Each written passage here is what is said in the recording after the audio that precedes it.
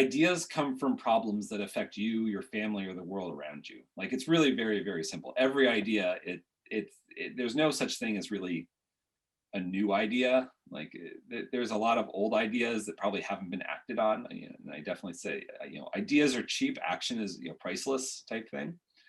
Um, you know, and so it's being very aware of your surroundings and being engaged in conversations with people that you don't know and being willing to be pushed a little bit outside of your comfort zone. So the biofuels one was pretty obvious. It was like the cost of gas was skyrocketing in the early 2000s. We were up at hundreds of dollars per barrel of oil. The end of oil was in sight.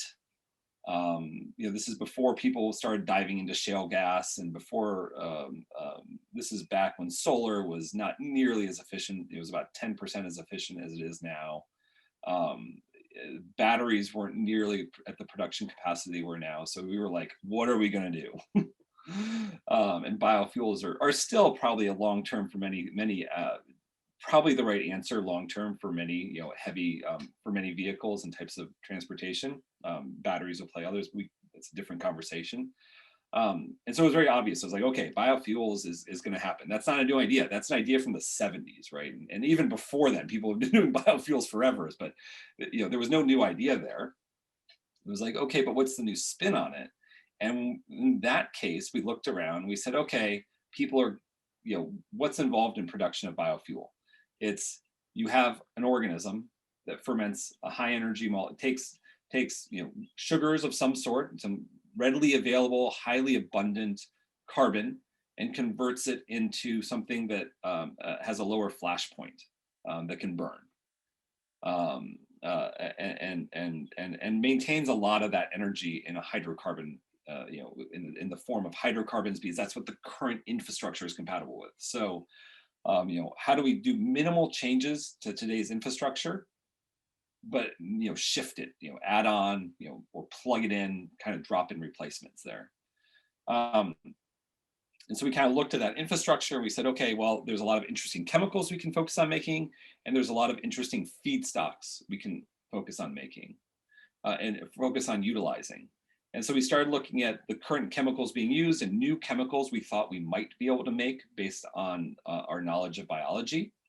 And we came up with a whole list of compounds that we demonstrated that might be possible to make, or that we could make at least in trace amounts, which was enough to get to that minimal viable product where you say, oh, we can make this. Can we make it at scale? We don't know. That's the harder question, but we can make this. Also, from a feedstock perspective, we identified what are people using today and what people are not using today. And we identified in that case macroalgae. So like the big algae you see from, if you go to the beach, you'll see that floating up on the shore. No one was touching macroalgae, even though it's an abundant carbon source on the planet and doesn't compete with landmass for food, and doesn't have problems with lignin that cellulosic biofuels or sugarcane or beet or pectin or other types of what were looked at as potential fuel sources. So we said, okay, well, no one's touching that yet, or we didn't see anyone touching that yet as a potential carbon source. So we said, well, let's look at that. The company had to choose, and so it chose focusing on the sugar side of things, as opposed to, like any good company, you should have one problem you're solving. If you're solving two problems, it's probably not a good company.